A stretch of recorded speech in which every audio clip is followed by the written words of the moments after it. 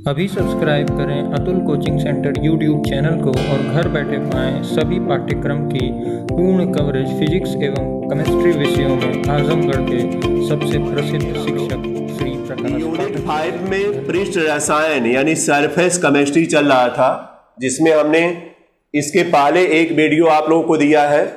आज दूसरा वीडियो बनेगा। पहले वीडियो में हमने बताया कि अधिशोषण क्या होता है और अधिशोषण कितने प्रकार का होता है।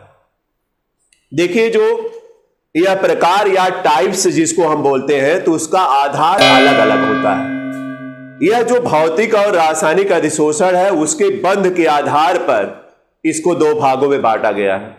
जैसा कि हम बताए हैं, भौतिक अधिशोषण में वांडर वाल्स बंध होता है और उसमें जो बल लगता है वह वांडर वाल्स बल होता है। यह बल बताइए क्या होता है? बहुत ही वीक यानी बहुत ही क्षीण होता है।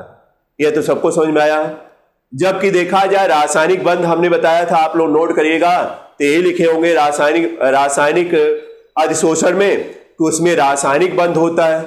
रासायनिक बंध में वह भी सहसंयोजक बंध होता है जो प्रबलता से बंधा होता है। और भी हमने टॉपिक बताया और उसके हिसाब से बताया कि उसका अपोजिट जो है रासायनिक अधिशोषण रहेगा। तो इसको सब लोग नोट कर लिए होंगे, रासायनिक अधिशोषण। इसके बाद आप लोगों के सिलेबस में हेडिंग है ठोसों पर गैसों के अधिशोषण को प्रभावित करने वाले कारक। यह स्टेप आज आप डालेंगे पहले नंबर पर, यानी ठोसों पर गैसों के अधिशोषण को प्रभावित करने वाले कारक, यह हेडिंग डालेंगे। यानी इसके कहने का मतलब क्या है कि यहां जो ठोस रहेगा वह अधिशोषक रहेगा। क्या रहेगा? अधिशोषक रहेगा।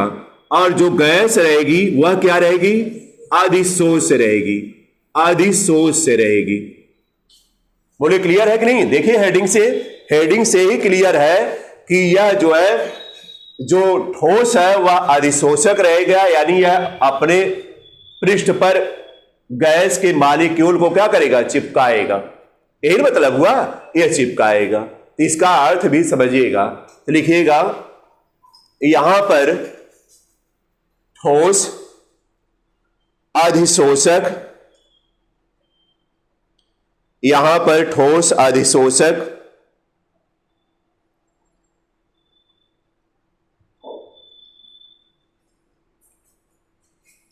ठोस क्या है? अधिशोषक, तथा गैस अधिशोष्य है।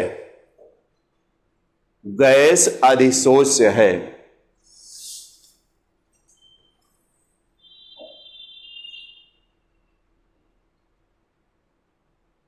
हो गया?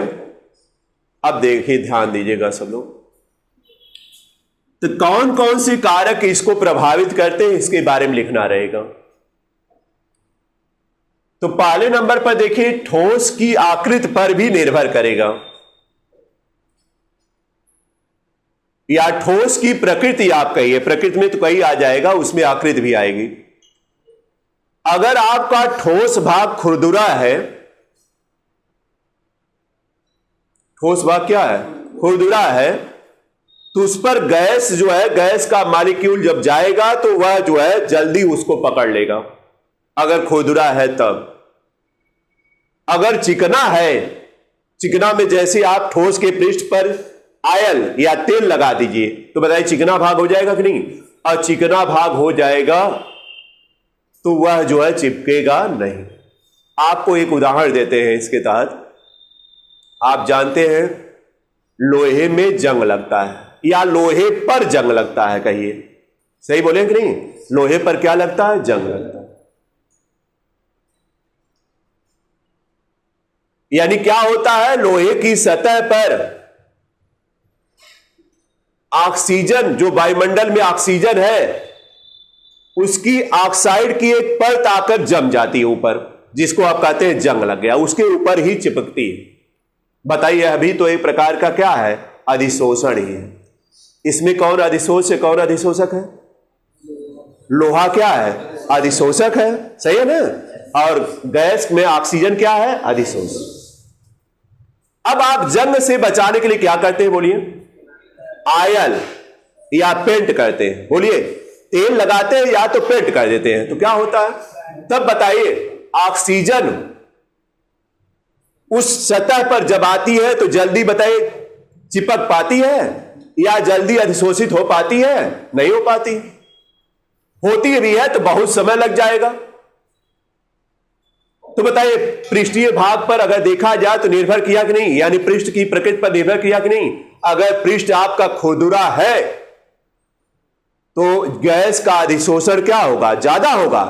अगर पृष्ठीय भाग चिकना है तो गैस का अधिशोषण क्या होगा? कम होगा।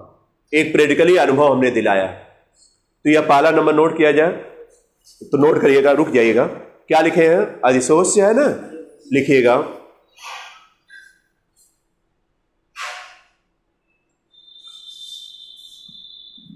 ठोसों पर गैस के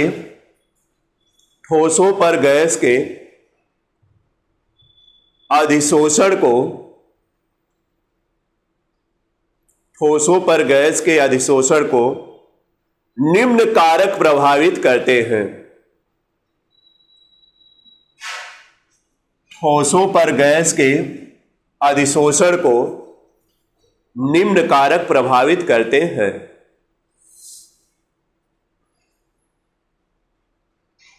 पहला नंबर।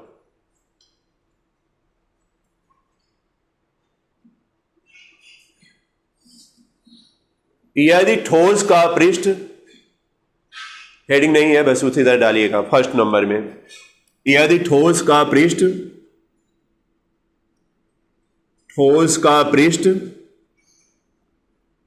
खुरदुरा हो तो गैस का अधिशोषण, यदि ठोस का पृष्ठ खुरदरा हो तो गैस का अधिशोषण अधिक होता है। गैस का अधिशोषण अधिक होता है।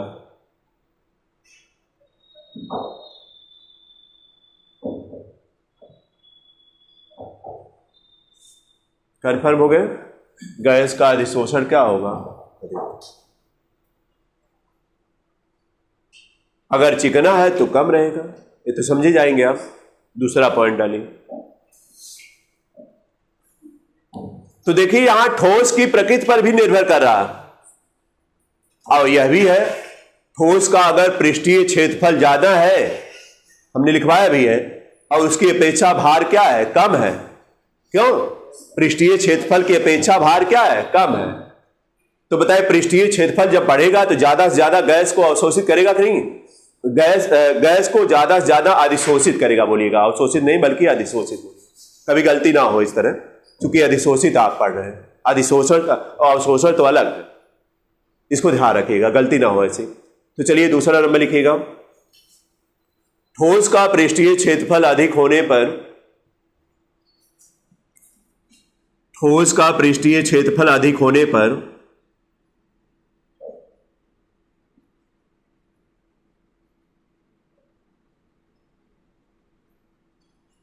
ठोस का पृष्ठीय क्षेत्रफल अधिक होने पर गैसों का अधिशोषण अधिक होता है।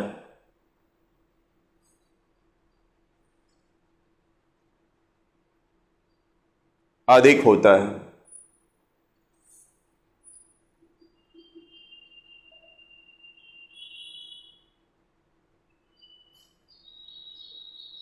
हो गया? ताप की भी बात कर लेते हैं। देखिए, ताप, टेम्परेचर, यहां अगर ताप अगर कम है तो अधिशोषण की घटना क्या होगी? अधिक होगी। निम्न ताप पर जो ठोस के पृष्ठ पर गैस का अधिशोषण होता है वह अधिक होता है। इसको नोट कर लीजिएगा, लिखिएगा निम्न ताप पर, लो टेम्परेचर जिसको आप बोलते हैं। निम्न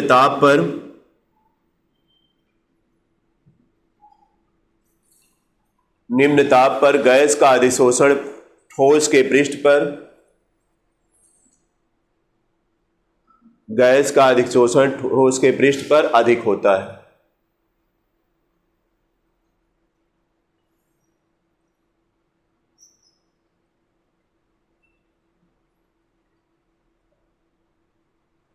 अधिक होता है,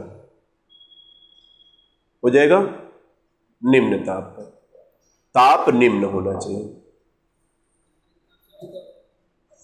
ताप निम्न का मतलब है कि दोनों का ताप निम्न होना चाहिए, यह कहानी मतलब।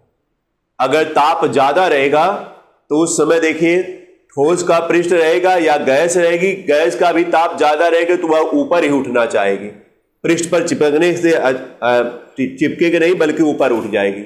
और उसी तरह ठोस अगर हीट रहेगा या गर्म रहेगा तो उसके मॉलिक्यूल आप जानते हैं उनकी गतिज ऊर्जा अधिक रहेगी, और गतिज ऊर्जा अधिक होने की वजह से वह ठोस गैस के मॉलिक्यूल को अपने सतह पर चिपका नहीं पाए। तो समझ जाएंगे सब लोग ना। फिर अगला नंबर आते हैं दाब पर भी निर्भर करेगा। क्यों? अगर दाब ज्यादा है, गैस पर दाब ज्यादा पड़ेगा तो बताइए पृष्ठीय भाग पर ज्यादा फैलेगी कि नहीं, और ज्यादा अधिशोषित होगी। तो लिखिएगा गैसों पर दाब अधिक डालने से, गैसों पर दाब अधिक डालने से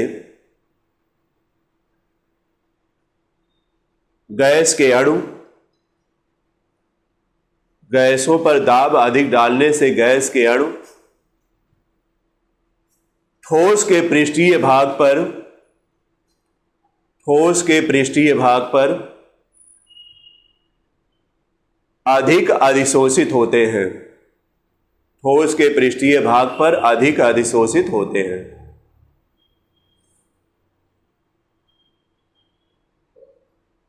बोलिए कन्फर्म हो गए सब लोग? अधिक अधिशोषित होते हैं।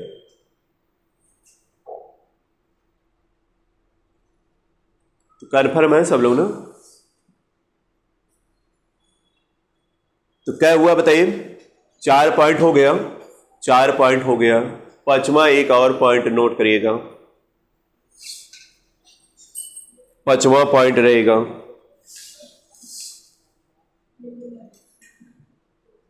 दाब तो हमने बताया दिया है। लिखिएगा ठोस अधिशोषक का भार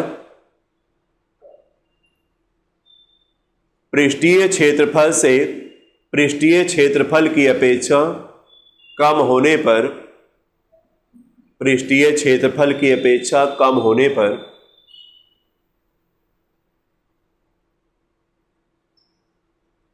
पर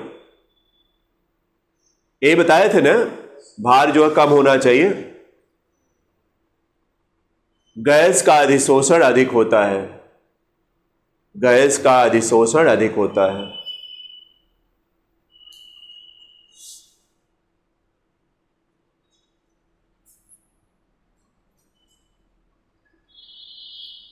तो यह समझ में आ गया होगा। हमने 5 पॉइंट नोट करवाया। अगर आता है कि ठोसों पर गैस के अधिशोषण को प्रभावित करने वाले कारक की व्याख्या कीजिए, बोर्ड में आता है तो आप इतना लिख दीजिएगा। समझ में आ गया? वैसे इन सबों में सबसे ज्यादा भौतिक अधिशोषण और रासायनिक अधिशोषण पूछा गया है, यह भी बता दे रहे हैं। अब आता है, ध्यान दीजिएगा, अधिशोषण का महत्व क्या है। बात इस पर करेंगे हम लोग, और अगर कुछ दिक्कत रहेगी तो नोट भी करा दिया जाएगा। वैसे हेडिंग नहीं है, लेकिन अधिशोषण का क्या महत्व है, यह जो हम लोग पढ़ रहे थे कि गैस को ठोस पर या गैस को द्रव पर लगा दिया जाए तो अधिशोषित हो जाएगी। इसका आखिर महत्व क्या है हमारे जीवन में? तो पहला महत्व तो रहेगा कि अधिशोषण के कारण ही जो ठोस उत्प्रेरक होते हैं वह काम कर पाते हैं, ठोस उत्प्रेरक काम कर पाते हैं। आपको हमने उत्प्रेरक बताया है, कैटलिस्ट क्या है। उत्प्रेरक वे पदार्थ होते हैं जो किसी रासायनिक अपक्रिया की गति को बढ़ा देते हैं अथवा घटा देते हैं, लेकिन अपक्रिया में भाग नहीं लेते। हमने कहा यह टॉपिक आप लोगों को जनरली बताया जाएगा, यह हट गया है सिलेबस से, नहीं तो फिर बार बार 2 नंबर का क्वेश्चन इसी से मिल जाता था। अब बहुत ही इजी था, अब इजी के नाते ही हटाया गया, यह भी जान लीजिए। क्योंकि यह सामान्य रूप से उत्प्रेरक का नाम मिलेगा तो हर जगह आपको समझा दिया जाएगा, यह माना गया कि समझ जाएंगे आप लोग और जल्दी जल्दी सीख भी जाते हैं आप लोग, इसीलिए उस लेसन को हटाया है, ये भी बता दे रहे। तो देखिए समझिएगा, पहला नंबर रहेगा कि जो उत्प्रेरक या ठोस उत्प्रेरक की क्रियाशीलता है वह अधिशोषण के कारण ही हो पाती है। एक उदाहरण बता रहे हैं, देखिए हाइड्रोजन और ऑक्सीजन, अभी उदाहरण बताए थे, बल्कि कुछ लोगों को, सभी लोग नहीं थे, एक बार फिर समझिए। हाइड्रोजन और ऑक्सीजन परस्पर क्रिया करके जल बनाते हैं, बनेगा जल। लेकिन अगर हाइड्रोजन और ऑक्सीजन को सीधे आप जोड़ना चाहेंगे, जल बनाना पड़ेगा, तो धीरे धीरे बनेगा या बड़ी कठिनाई से जल बन रहा है। तो आप सोचेंगे कि कैसे आसान हो जाए यह बनना। तो अगर इसमें बताया गया, हमने बताया भी है कि अगर आप उत्प्रेरक का प्रयोग करेंगे, वह भी ठोस उत्प्रेरक का प्रयोग करिएगा, ठोस उत्प्रेरक का प्रयोग किया जाए, जैसे प्लेटिनम हुआ, निकिल हुआ, यह सब ठोस उत्प्रेरक है। यह सब क्या है? ठोस उत्प्रेरक हुआ। आयरन हुआ, निकिल या नाई, कोबाल्ट भी उत्प्रेरक है, CO है, आयरन Fe है, इसके अलावा प्लेटिनम Pt रहेगा। यह सब देखा जाए तो अधिकांश डी ब्लॉक का तत्व है। हमने बताया डी ब्लॉक के तत्व ज्यादा उत्प्रेरक गुण को दिखाते हैं। वैसे आप लोगों को अभी ब्लॉक बता रहा, डी ब्लॉक या ब्लॉक है अभी बताना, उसमें देखिएगा खुद आएगा, लेकिन तब तक के लिए हम समझा देते हैं। तो यहां जो ठोस उत्प्रेरक है और यहां पर हाइड्रोजन और ऑक्सीजन गैस है, तो ठोस उत्प्रेरक क्या करेगा? जो हाइड्रोजन और ऑक्सीजन गैस है, उन गैसों को अपने पृष्ठ पर क्या करेगा? चिपकाएगा या लगाएगा, या अपने पृष्ठीय भाग पर जो है उसके कणों को जोड़ेगा, कह लीजिए। और जब अपने पृष्ठ पर जोड़ लेता है तो उसमें हमने बताया जो H बांड H है, O डबल बंध O है, वह बंध वीक हो जाता है, कमजोर हो जाता है। देखा जाए तो यह सहसंयोजक बंध है, और आप पढ़े हैं सहसंयोजक बंध प्रबल बंध है, और यह रासायनिक बंध है, वांडर वाल्स बल नहीं है, वांडर वाल्स रासायनिक बंध नहीं है। और जबकि वैद्युत बंध और सहसंयोजक बंध यह देखा जाए रासायनिक बंध है। रासायनिक बंध कब बनते हैं? इलेक्ट्रॉनों के आदान प्रदान या साझेदारी से बनते हैं। उस तरह जनरली नहीं बन जाते जैसे वांडर वाल्स बल बन गया था या वांडर वाल्स बंध बन गया था। तो हमने बताया कि उत्प्रेरक की जो सक्रियता या ठोस उत्प्रेरक की सक्रियता जो हो पाती है, वह यह अधिशोषण के कारण ही हो पाती है। अगर अधिशोषण की घटना ना होती तो ऐसा नहीं होता, तब उत्प्रेरक की क्रियाशीलता नहीं हो पाती। पहला पॉइंट तो यह रहेगा, ध्यान रहेगा ना। उदाहरण क्या बताएंगे? ठोस उत्प्रेरक पर जब गैस के मॉलिक्यूल लगते हैं तो गैसें हमेशा मॉलिक्यूलर स्टेट में होती है, आणविक अवस्था में। बताइए, हाइड्रोजन को लिखा जाएगा तो H2, हाइड्रोजन का सूत्र क्या है? H2। नाइट्रोजन का सूत्र N2, ओजोन का सूत्र O3। बताइए इसमें बंध रहेंगे कि नहीं? बंध रहेंगे। और यह बंध जब यह ऑक्सीजन या हाइड्रोजन किसी ठोस के पृष्ठ पर जाकर लगती है या अधिशोषित होती है, तो जो इनके बीच बंध होता है सहसंयोजक बंध, वह दुर्बल हो जाता है। बताइए, दुर्बल हो जाएगा तो वह वहां से हटकर दूसरे से मिलेंगे कि नहीं? आप बताइए, H बांड H है, O डबल बंध O है, अगर इनके बीच बंध कमजोर हुआ तो H O के साथ जाकर मिलेगा कि नहीं? और H O के साथ जाकर मिलेगा तो बताइए H2O बन जाएगा, आराम से बनेगा, जल्दी जल्दी बनेगा। नहीं तो उस तरह बंध को तोड़ने में ज्यादा समय लगता है, इसी वजह से जल जो है जल्दी बन नहीं पाता। तो जो ठोस उत्प्रेरक की क्रियाशीलता है वह अधिशोषण के कारण ही क्या है? संभव हो पाती है। पहला पॉइंट तो यह रहेगा। बोलिए, समझ में आ गया? दूसरा पॉइंट चलिए। दूसरा पॉइंट यह है कि कुछ अधिशोषण की घटना, जैसे चारकोल शब्द आया गया है, जंतु चारकोल, सुगर चारकोल मिलता है, लकड़ी का भी चारकोल होता है। चारकोल का मतलब जला हुआ रूप। चीनी को है, आग में डाल दीजिए तो बताइए एक काला काला पदार्थ बन जाएगा कि नहीं? वही चारकोल है। सुगर चारकोल जिसका नाम दिया जाता है। हम सिंपल तौर बता रहे हैं समझाने के लिए बस,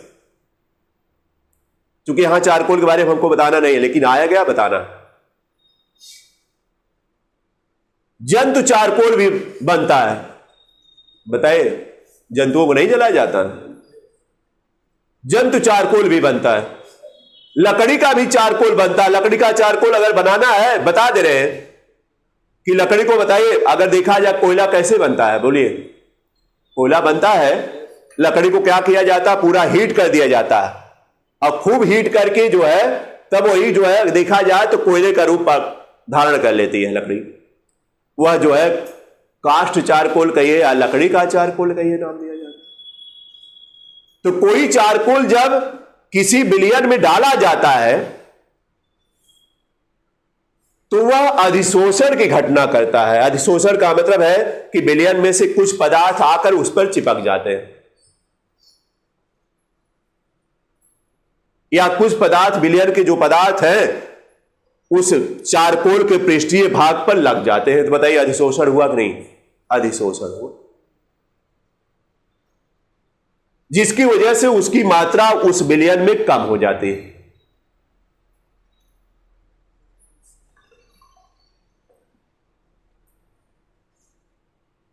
कम हो जाते। एक उदाहरण से बता रहे हैं। एक बार कहीं चल रहा था लोगों के खिलाने पिलाने का कार्यक्रम, तो सब्जी बन जाती है।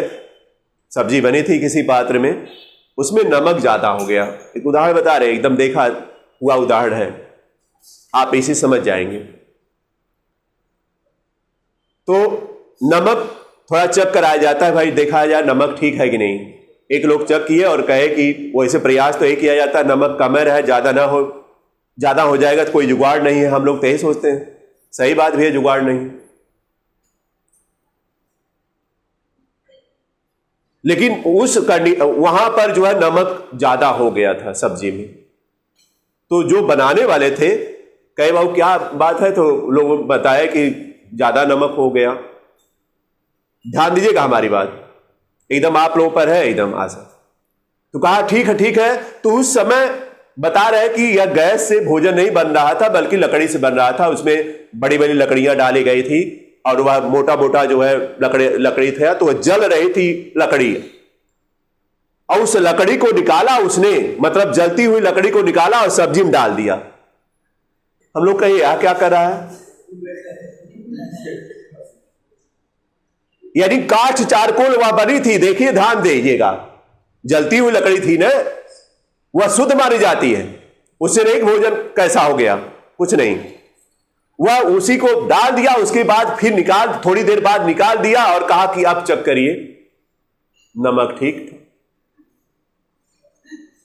बताइए इसका मतलब क्या हुआ? आप क्या गैस करेंगे जरा बताइए कि नमक का जो कण है, मॉलिक्यूल है जो कि उसमें विलय था, वह बताइए लकड़ी के पृष्ठ पर क्या हो गया, लगा कि नहीं, जिसकी वजह से उसकी क्या हो गई कमी। बताइए। तो चारकोल के माध्यम से बता दे रहे हैं, आप रंग उड़ाने वाला भी काम करते हैं। किसी विलयन में कोई रंग दे दिए तो किसी का चारकोल अगर मिलाएंगे आप तो उसका रंग उड़ जाएगा।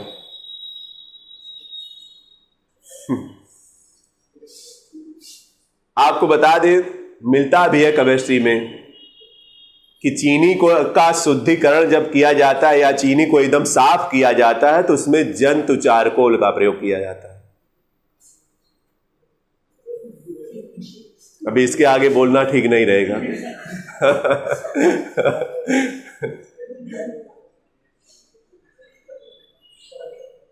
बताइए, यह सब जो प्रक्रिया हो रही है, हमने कहा चाहे वह शुद्धिकरण या कम करने के लिए या रंग उड़ाने के लिए, सब बताइए अधिशोषण के कारण ही संभव है कि नहीं? अगर यह अधिशोषण नहीं होता तो यह सब कंडीशन बन पाती? एक बार जो कलर दे दिया वही कलर पड़ा रहता, एक बार जो ज्यादा हो गया वह ज्यादा ही रहता, कम नहीं हो पाता। तो बताइए जुगाड़ है कि नहीं? सब यह देखिए जुगाड़ हो पा रहा। तो अधिशोषण का महत्व इसी तरह देखा जाए तो और ज्यादा रहेगा। तो महत्व समझ में आ गया सबको ना? ठीक, तो इतना यह पार्ट हो गया। इसके बाद अब क्या मिलेगा, ध्यान दीजिएगा आप, कोलाइड स्टेट मिलेगी, यानी कोलाइडल स्टेट, कोलाइडी अवस्था जिसको बोलते हैं। ध्यान से पहले सुनिए इसके बारे में, ये लिखाना तो है ही। कोलाइडी अवस्था क्या है? तो पहले इसमें हम पर्चमेंट झिल्ली पर चलते हैं। पर्चमेंट पेपर होता है, बल्कि झिल्ली नहीं, पर्चमेंट पेपर होता है, जिसको आप कह सकते हैं जैसे आपके घरों पर छननी है, उसी तरह पर्चमेंट पेपर प्रयोगशालाओं में रखा होता है, जो छानने के काम आता है। वही आपके घर छननी बोली जाती है, और हमारे यहां प्रयोगशाला में क्या बोली जाएगी? Parchment paper.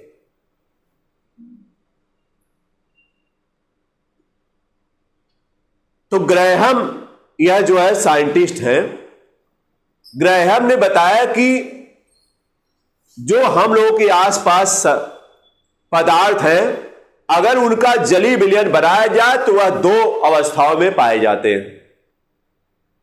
पर्चमेंट पेपर या पर्चमेंट पेपर में बारीक बारीक सुराख था, तो जब जलीय विलयन, आप देखें उदाहरण बता रहे हैं, नमक का जलीय विलयन बना लीजिए, नमक को जल में घोल दीजिए। पहले उदाहरण समझिए, जब आप नमक को जल में घोल देंगे और उसको छानेंगे, तो बताइए नमक का मॉलिक्यूल भी छननी से प्रवेश कर जाएगा, अंदर जाएगा, और जल का मॉलिक्यूल भी प्रवेश कर जाएगा। जाएगा कि नहीं? जाएगा।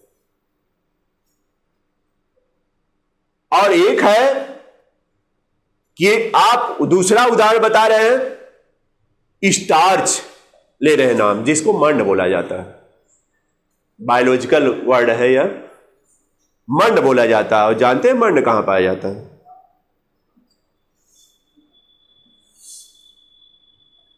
अब एक एक के बारे में परिचित होना है भाई। बोलिए मंड कहां पाया जाता है, किसमें सबसे ज्यादा? चावल की माड़,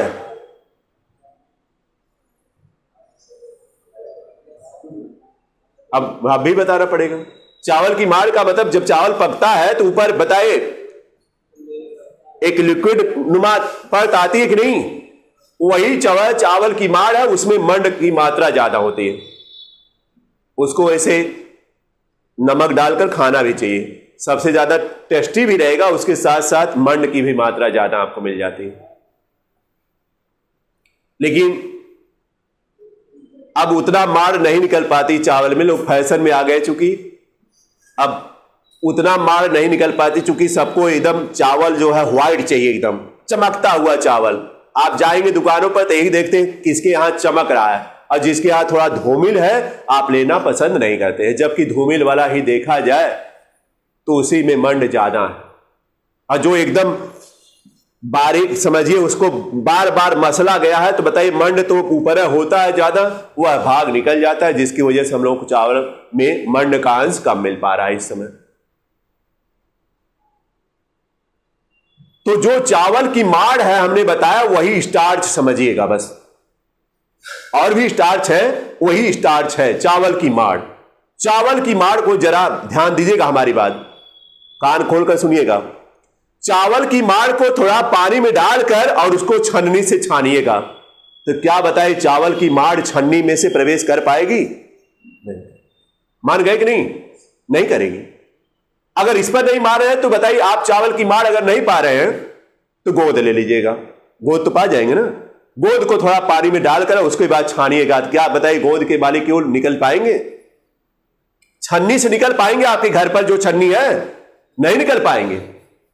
निकलेंगे भी तो उसको क्या करना पड़ेगा, जो छननी रहेगी बार बार या तो अंगुली से या तो किसी डंडे से, बोलिए, घुमाना पड़ेगा बार बार छन्नी में, तब जाकर वह जो है माड़ या गोंद वाला जो भाग है वह अंदर नीचे जाएगा। सही है कि नहीं? तो बताइए आप परेशान हुए कि नहीं? आप ये परेशानी से बताइए छन जा रहे हैं कि नहीं? अब कभी कभी छनते ही नहीं। तो जो यह हमने कहा कि चावल की माड़ है और जो गोंद है, इसके अलावा एल्बुमिन होता है, इसकी भी चर्चा कर लें। जानते हैं एल्बुमिन? अब बताइए, अंडा होता है ना, उसके बीच वाला जो हिस्सा होता है, समझ गए? अब तो हमसे ज्यादा समझ गए आप लोग। वो बीच वाला हिस्सा वही एल्ब्यूमिन है। वह बताइए लिक्विड जैसा होता है कि नहीं? लिक्विड जैसा होता है। उसको भी पानी में देखिए डाल करके उसके बाद छानिएगा, उसका प्रयोग करने की जरूरत नहीं है क्योंकि बहुत महंगा होगा। बहुत महंगा है कि कर सकते हैं प्रयोग, कोई दिक्कत नहीं। तो बताइए वह एल्ब्यूमिन है, वह भी देखा जाए तो इसी तरह है, जल्दी छनता नहीं है। तो पर्चमेंट पेपर से यह जो हमने बताया स्टार्च है या गोंद है या एल्ब्यूमिन है, यह पर्चमेंट झिल्ली से या तो धीरे धीरे विचलित होगा यानी क्रॉस करेगा, और या तो करबे नहीं करेगा। ये जानिए धीरे धीरे का मतलब क्रॉस कर सकता है जब आप अंगुली से उसको डोलाएंगे तब वह क्रॉस करेगा। बताइए परेशानी से हुए कि नहीं? तो बोल देंगे कि ऐसे भी पदार्थ हैं जो पर्चमेंट झिल्ली से धीरे धीरे विचलित होते हैं या बड़ी कठिनाई से विचलित होते हैं, समय लगता है। ऐसे पदार्थ को ही कोलाइड कहा गया है।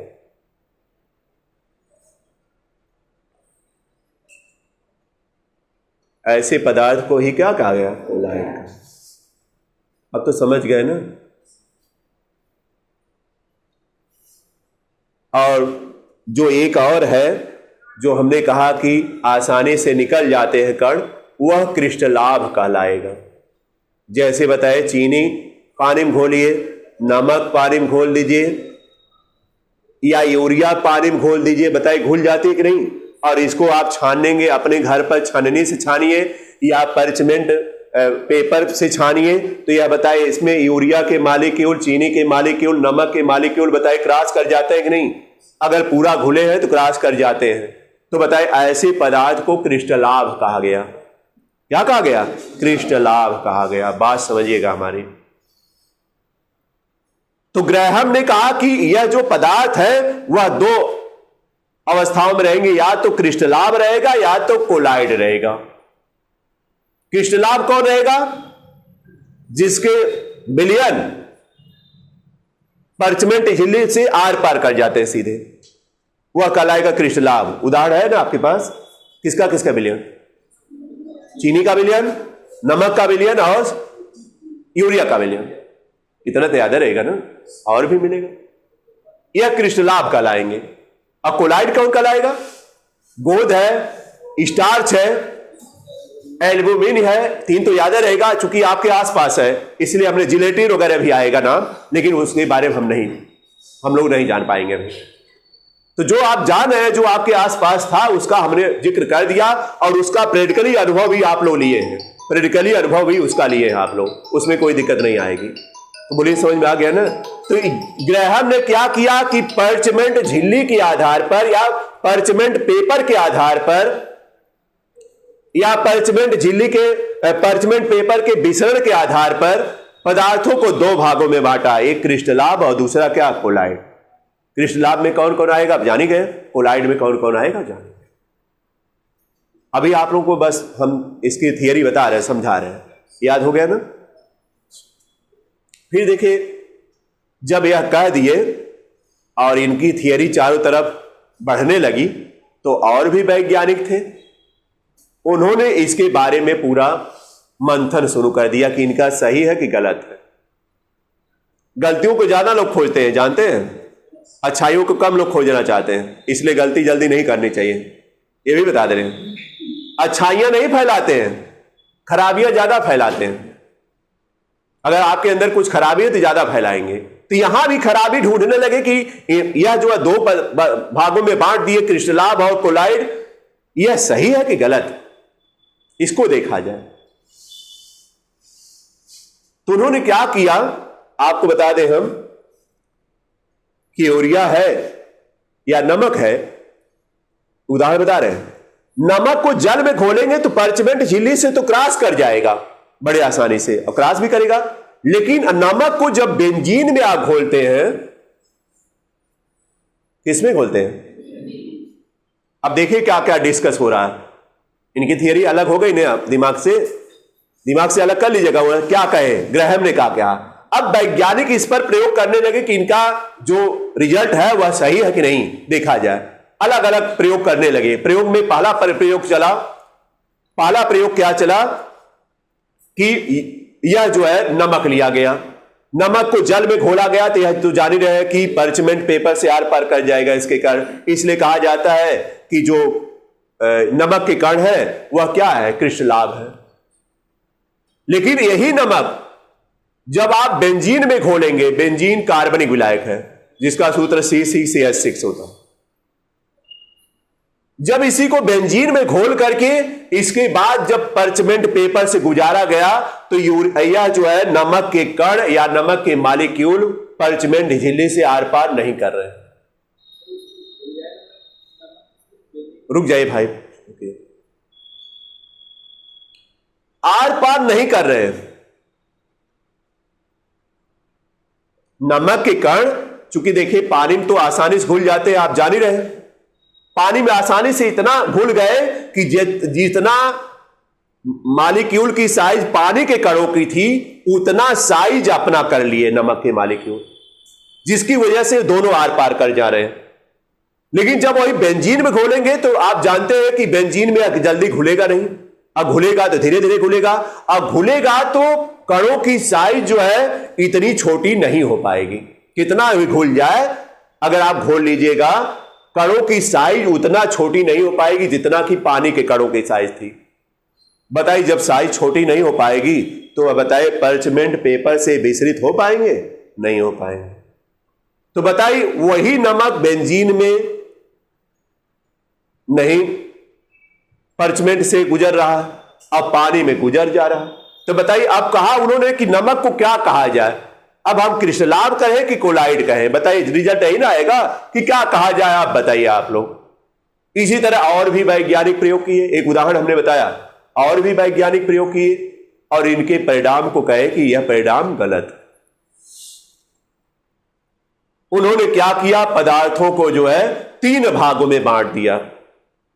3 भागों में, एक जो सबसे छोटी साइज है, एक मीडियम साइज और एक बड़ी साइज, उसका नाम अलग अलग रखा हूं। बाद के वैज्ञानिकों ने उसका नाम क्या रखा, अलग अलग, और कहा कि जो कोलाइड कर रहेगा वो मीडियम साइज वाले रहेंगे, ना तो छोटा ना तो बड़ा, जिनका आकार कितना रहेगा, 50 एंगस्ट्रॉम से लेकर कहां तक, 2000 एंगस्ट्रॉम। अपने रिजल्ट पर आ गया 50 एंगस्ट्रॉम से 2000, वह जो है कोलाइड कण कहलाएंगे। 50 से कम वाले का आएंगे और 2000 से ज्यादा वाले आएंगे कि नहीं, उनका अलग अलग नाम रखा गया है। बताइए समझ में आ गया ना? तो आज इतना ही रहने देते हैं।